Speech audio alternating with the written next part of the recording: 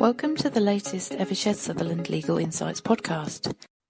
Hello and welcome to our latest episode of the Eversheds Sutherland Tech Talks podcast. I'm Rachel Brocard, the firm's Service Excellence Partner with responsibility for client service excellence. I'm delighted to be joined by colleagues from around the firm, different countries and functions, to discuss how we're using AI to enhance legal services, streamline our operations and stay ahead of the curve. I'm going to ask each person to introduce themselves, and I'm going to kick off with another Rachel. Rachel, please introduce yourself and perhaps share how you're currently using AI in your practice and some of the most promising use cases you've seen so far. Thank you, Rachel, and hello, everyone. My name is Rachel Reed. I'm a partner with Eversheds Sutherland based in our Atlanta office, and I'm also head of the firm's artificial intelligence practice in the US. I've been using AI extensively in both my practice and on behalf of the firm. So I both sit on the firm's working group where we pilot new AI products and make decisions on where sort of the most effective places to deploy AI across the firm, responsibly, ethically, and effectively to benefit our professionals and our clients. And in my practice, we've been using a combination of productivity tools to help with things like presentations, training, outlines, drafting different types of formal and informal communications, basically as just one other tool in the toolbox. We're also using AI in specific client engagements where appropriate to gain efficiencies, to do things faster and with less resources. And we have a number of successful ongoing projects there. Thanks, Rachel. Great to hear what you've been up to. Yannick, if I can turn to you next. Hi, everyone. Yes, thank you. I'm Yannick Tonemann. I'm a principal associate from the Munich office, and I focus in my daily practice on IP and technology, in particular on AI and topics such as AI governance, contracting, and IP questions surrounding AI. I'm also part of testing teams that within Eversheds Sutherland that are trying to find new and innovative ways to use AI. And I'm also part of the, I would say, a driving force in Germany to drive the utilization of AI as well, finding new use cases and also conducting hackathons and projects like that to really drive adoption as well. Thanks, Yannick. Dom, over to you. Hi, I'm Dominic Ayres, and I head up our International Key Client Program here at Eversheds Sutherland. And a key part of my role is working with some of the largest clients that we have here and focusing on how we are starting to really deepen those relationships and deliver our exceptional service. And a big part of this is through innovation. And I think AI is now played a real key part of how we're doing this and kind of looking at how we enhance that client experience, whether that is kind of using AI to better understand our clients' businesses like never before. We're using it to kind of research market trends, analyze information in the kind of public domain or internally as a business that we collect on our clients. And then using this to really kind of tailor our insights. So now when we engage with clients, we're not just informed about what's happening in their clients, but we're actually really staying relevant. So if there's key regulations that are happening or developments, using that to then bring to the client and talking about those type of regulations that are going to impact their business. We're also using it to analyze kind of data points, whether that's our own kind of client feedback or client interviews, but also looking at the management information such as trends across jurisdictions or kind of looking for patterns as to how we're working with our clients. So now we're just using it to be, less reactive, but actually proactively using this data to really kind of guide and grow those relationships. So I think, it's really helping us move fast and kind of think smarter. Thanks, Dom. That's great to hear. Some really fantastic use cases there. And coming across now to Katrina. Well, Rachel, thanks for that. My name is Katrina Dittmer, and I'm the Director of Legal Technology based in the Chicago office here in the States. I also lead the AI strategy here in the States. My focus on that is working with the various practice groups and operational departments to make sure that we are identifying and evaluating tools that will bring value into our firm. We're currently focused on tools that impact legal research, personal productivity, as well as legal specific workflows and tasks. What I find really fascinating about evaluating those products is that we are finding great ways to add value to the work that we do and improve the delivery of legal services to our clients.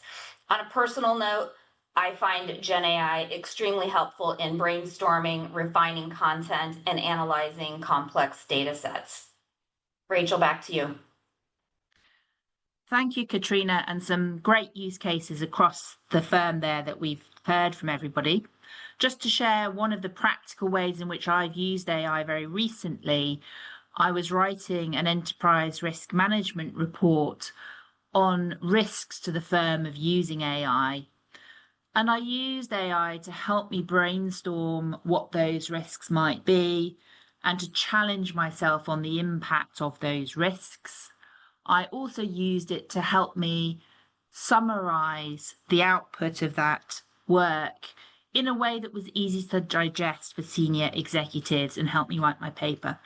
So I found it incredibly useful for that activity. And of course, we can use it both on the business side of law and on the practice side of law. And Yannick, perhaps I can come to you in Germany to talk a little more about some of the promising use cases that you've seen. Yes, thank you. So what I think we see as one of the great opportunities is really chatbots with specific knowledge bases for specific use cases. So when I'm looking at AI, I think I find most useful not the cases where somebody presents a chatbot that can help with every single task, but rather I'm looking to receive more benefits from smaller chatbots with dedicated knowledge bases. So what I mean by that is, as a firm, we really have great contract precedents and templates and training materials, for example, on how to draft good contracts, how to structure a good contract, how good clauses should be drafted. So this specific knowledge that we accumulated over years is a really good leveraged in specific chatbots, such as a contract drafting chatbot that we're currently experimenting with. So when I'm on a call with a client to discuss contracts, I typically explore specific cases that they want to be covered. And these are not boilerplate language, but really require genuine drafting. So that's when I turn to my drafting chatbot. I feed it my notes from the call and get a good first draft that really matches our company's drafting style and without putting too much of an effort in it. And that's, of course, that clause is then further refined, but it really allows me to focus on the core task of me as a lawyer of anticipating the problems that a contract might face and really trying to resolve them and putting all my time focusing on this task rather than spending too much time just on the drafting part. And that really, I think, helps create more efficiency and really also ensures consistency, not only through my personal work, but also through the entire firm's work. Thanks, Yannick. Okay, so we've heard about some of the fantastic opportunities to use AI in the context of a global law firm. So I'm now going to come on to discuss around how we're managing the risks that come with AI, especially around things like accuracy, hallucinations, and client confidentiality. Katrina, if I can turn to you first to perhaps explore some of the things that we've been putting in place to mitigate some of those risks. Sure, Rachel. One of the things that we've identified is just updating our supplier onboarding process so that we understand how these tools might use our data, how third-party LLMs are being called within those tools, and to really require all suppliers to go through a Gen AI questionnaire so that we're comfortable with the architecture of those tools, and then marry that with the contract review process, right? So that we are confident that we're not subjecting the firm to unnecessary risks. It has taken a lot of time to get this in place, and it takes a lot of time for these suppliers to go through this process. But I think it's critical that we have these safeguards in place before we ever introduce these tools to our lawyers. And then that's on top of, or really that's just a part of the firm's global Gen AI policy, which requires our lawyers to use these tools transparently, both with their supervising lawyers or colleagues and clients, and validating all results generated by those tools. Thanks, Katrina. And I remember in the early days when we were pulling together our global AI policy to ensure that we had a consistent approach around the world. And that's been through several iterations as the technology has evolved and our understanding and use has changed. And critically important is that piece around, as you say, protecting our client data through the supplier onboarding. Of course, there's a number of risks that come with AI, particularly around things like hallucination and accuracy that have been well documented. So, of course, alongside our global policy, we introduced mandatory training for all of our lawyers across the firm, particularly to help them understand hallucination risk and ensure that they put in place additional processes to ensure accuracy, such as notifying their supervisor when and how AI has used, in order that their supervisor can adjust their supervision approach and check for accuracy. And in addition to that mandatory training, we've also implemented non-mandatory training to help everybody across the firm improve their skills and understanding of how to use Gen AI on a day-to-day basis. And we were one of the first firms to do so. And one of the modules on that really focuses on prompting. So one of the things that we really focus on is not only how we use AI, but how we use AI responsibly, because client trust is everything when it comes to the delivery of legal services. So I'd like to explore a little bit how we are navigating the different expectations and guidelines from our clients when it comes to AI use. And Dom, being as client-focused as you are, perhaps we can kick off with you on that.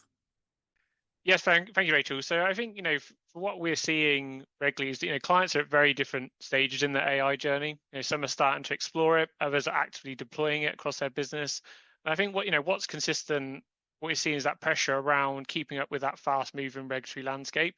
And a key part of that is every client has different, risk profiles and how they approach innovation. So I think this kind of aligns nicely with how we as a business kind of partner with our clients. And it's really taking the time to understand, and being really client-centric as to what works for one client may not work for another.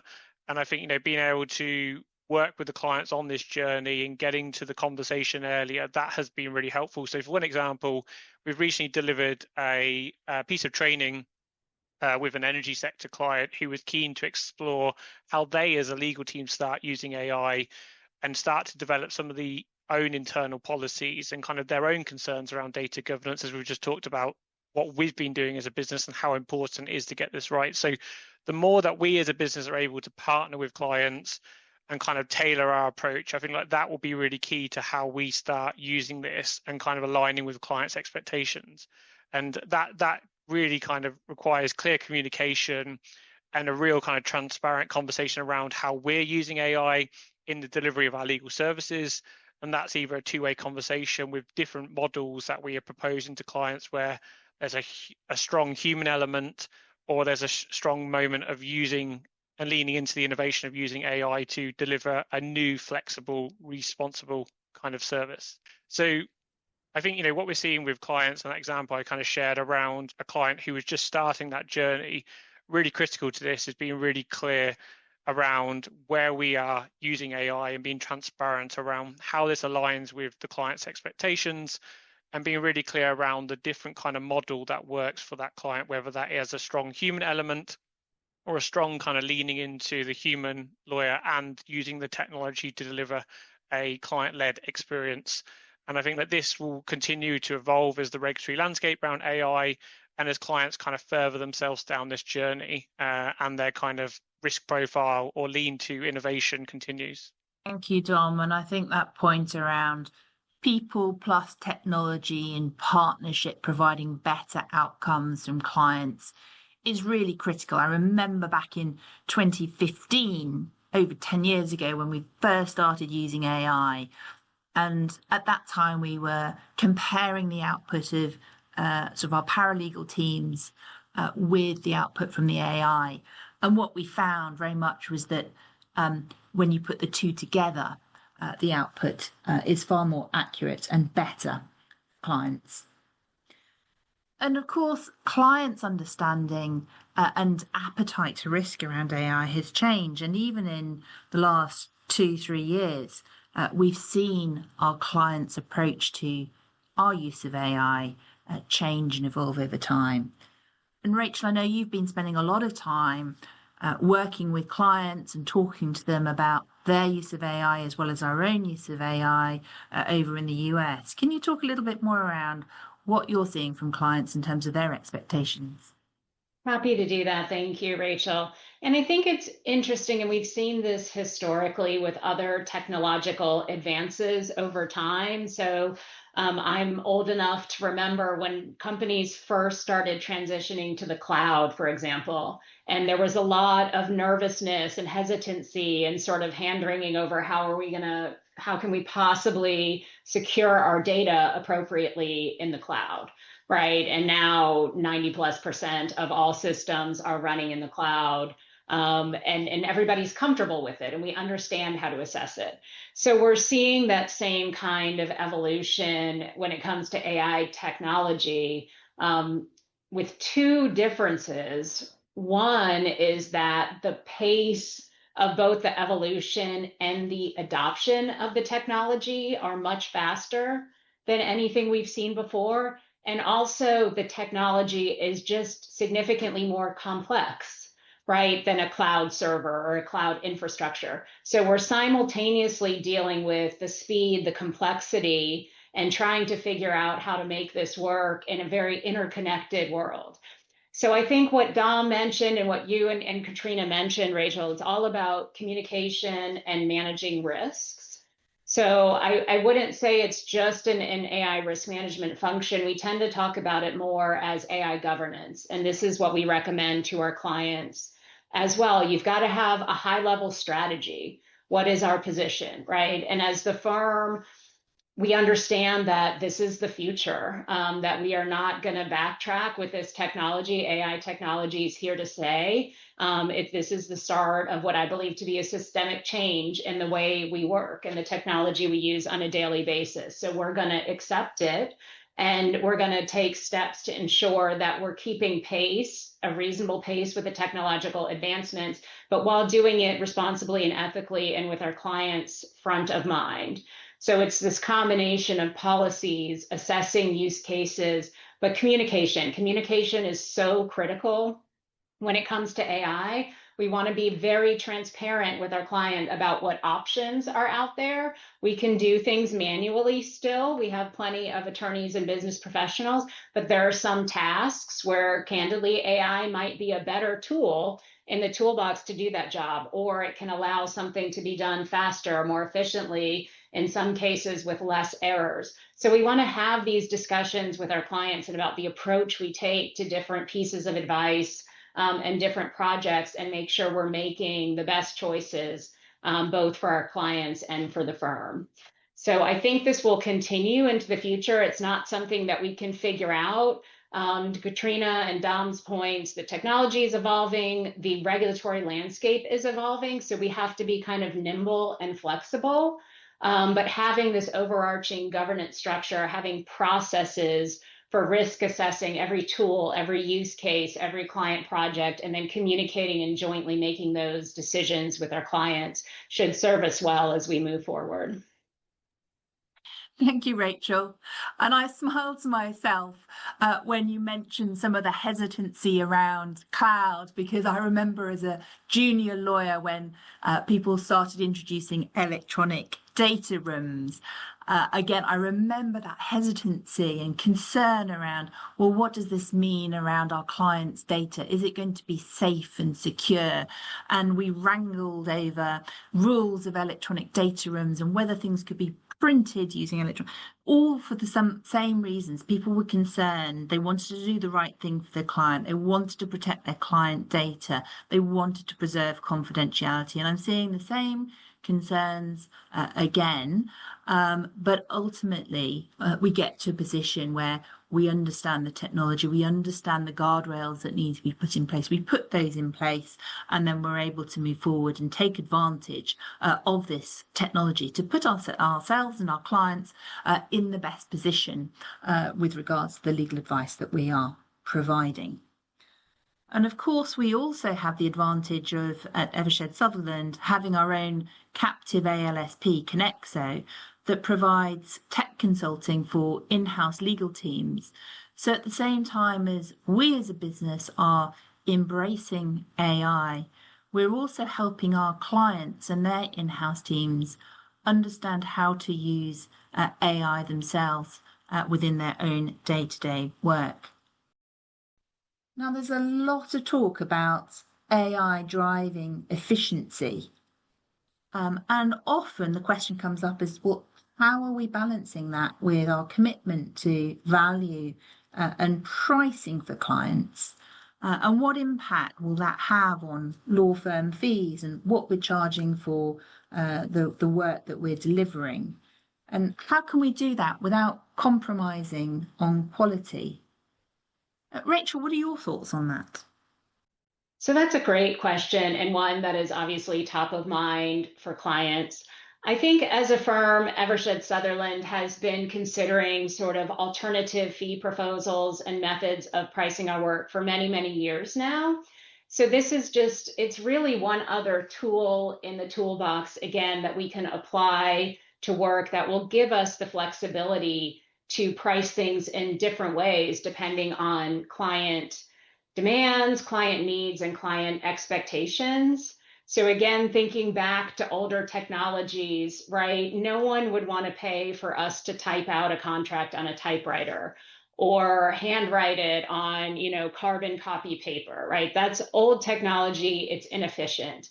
I think there will be a time in the not too distant future when certain tasks, right? Think due diligence for M&A transactions, or certain e-discovery tasks, which a lot of the tools on the market have already been using artificial intelligence technology for many years. There'll come a point, and as you said, Rachel, we're now comfortable with cloud computing. I think we'll be very comfortable with certain types of artificial intelligence use cases. The technology is likely to get better. We're comfortable, we're familiar with the way results, again, from a due diligence or e-discovery exercise are produced, and we have good mechanisms in place to have a human in the loop, to oversee it, to review the output for accuracy and limit hallucinations. I think we'll start to apply those to different types of work, sort of less traditional work, whether it's contract review, contract drafting, any sort of tasks that are somewhat repetitive in nature, and that feel like sort of just manual review, check the box, fill in the form. There are a lot of tasks out there that aren't sophisticated, don't require the type of legal and analytical skills we apply to higher level matters, that can be automated or done, using artificial intelligence tools. And then it's back to the governance. Have we properly vetted the tools? Do we have confidence in the tools? Communicating with our clients, is that something they're interested in us doing? And if so, deciding together how that affects the fees. Yes, running 10,000 contracts through an AI tool is going to be much more efficient than having a human being, a group of associates review them, but the work product still needs to be reviewed, right? So it's finding the right combination of people, process, and technology, as we always say, and then creatively pricing those in a way that benefits both the client and the firm, and that will continue to be able to sort of maintain an appropriate balance between human resources and technology. Yeah, that's right, Rachel. And of course, the firm is investing heavily in terms of purchasing and developing tech, and also investing in people with legal technology skills to support our lawyers in delivering a great service. So, a fantastic value proposition for our clients. And we will continue to remain focused on the right price for our clients as well. Yeah, Yannick, I'm just going to turn to you in terms of what you're seeing in Europe on this point. I think pricing is one of the most important topics when we're talking about AI with our clients, because of course, a lot of our clients are thinking about the fees when we're discussing what tools are we using. But what I find most important is to be transparent about the way we use AI and how that also impacts the pricing and fee arrangements. So, Rachel, you're absolutely right. We're of course very open to find creative ways on how to price, but I think it always depends on the client, on what risk appetite they really have. Because whenever we are using AI in an efficient manner and that drives efficiency, then that will of course affect the billable hours and the overall price tag. But it's very important to make a reality check with the client of what they actually want from us. So when I use AI to review a contract, then I always have to make sure that I also need to read the contract. I may use the AI to find issues faster, but I will need to review not only what the AI gives me, but also the contract itself to ensure that the client is also getting the consistent quality that they are expecting from us. So a lot of how to deal with this has to do with communication with the clients, really understanding what risk level that they are willing to accept. So that might be different for a review of 10,000 agreements than a review of an individual agreement, and then finding the right solution for that particular client, and also being transparent as we go. And of course, I mean, this area is so dynamic, as Rachel rightfully said, and we will, of course, keep evolving with the market and adapt to all the technologies that are out there that are really not only helping us do our job better, but also getting a better value for our clients.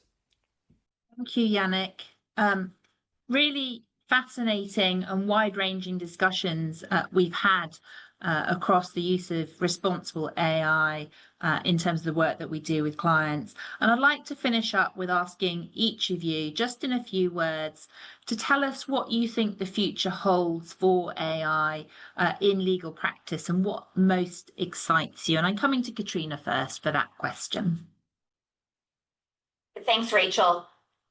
You know, for all of the exciting developments in the technology, I think what maybe excites me the most is the increased collaboration that we are having with our clients to reimagine the way we deliver legal work. Both Rachel and Yannick described some really exciting things that they're doing with clients. And I just think that is going to accelerate and is going to drive even more value to the advice that we're giving to our clients, that the way we work together will continue to evolve. And I think on just a pure technology front, I'm very excited to see how the AI is evolving, AI tools are evolving to be able to connect various systems together so that we are kind of reducing silos of information. Back to you, Rachel. Thank you, Katrina. And coming across to Yannick next. I think what excites me most is really unlocking all the data that we have within the firm and of course other firms as well, because there's so much data that we can really leverage for making AI so much greater and so much more potent than it is right now. And I think we're just at the start of getting there. But and nowadays we are more thinking about how we can create data and use it much more effectively. And I think that will drive to some great progress in this area. Wonderful. Dom, how about you? I think the future lies in kind of intelligent automation. And what I mean by that is, not just having the AI respond to prompts from a human, but proactively starting to real kind of deliver those insights, alerts, recommendations in real time. And I think, being able to think in a client's perspective where a new regulation has just been announced and the AI will identify kind of which clients will be impacted. It will service those kind of relevant risks to a specific industry, and then kind of use that prompt with the lawyers to really kind of then tailor our advice to the client. And that just means we're not just reacting, but we're really starting to kind of anticipate, and add that value before the client even asks. Selfishly for myself, using kind of AI flows to control my inbox and calendar, and kind of getting a lot of those kind of flows where they automatically do things for you. And I think there's a lot of possibility there that I'm quite excited about as an individual using it. That's great, Dom. How about you, Rachel? I will build on what Dom said, because it really is the efficiency and productivity that I think has been game changing for me in my practice.